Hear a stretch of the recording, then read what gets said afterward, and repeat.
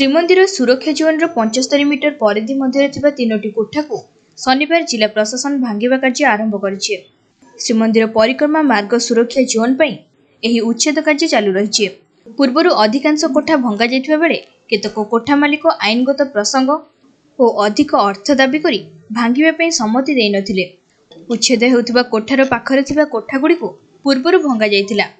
ଶ୍ରୀମନ୍ଦିରକୁ ବିଶ୍ୱର ଅନନ୍ୟ ମନ୍ଦିର ଭାବେ ସୌନ୍ଦର୍ଯ୍ୟକରଣ କରିବା ପାଇଁ ମୁଖ୍ୟମନ୍ତ୍ରୀ ନବୀନ ପଟ୍ଟନାୟକ ଯେଉଁ ସ୍ୱପ୍ନ ଦେଖିଛନ୍ତି ତାକୁ ସାକାର ରୂପ ଦେବା ପାଇଁ ପ୍ରଶାସନ ଲାଗି ପଡ଼ିଛି। ଉପଜିଲ୍ଲାପାଳ ଭବତାରଣ ସାହୁ ଉଚ୍ଛେଦ ସମୟରେ ଉପସ୍ଥିତ ରହି କାର୍ଯ୍ୟକୁ ତ୍ୱରାନ୍ୱିତ କରିଥିଲେ। ସୁରକ୍ଷା ଦୃଷ୍ଟିରୁ ପୋଲିସ ପକ୍ଷରୁ ବ୍ୟାରିକେଡ୍ ନିର୍ମାଣ କରାଯାଇଛି।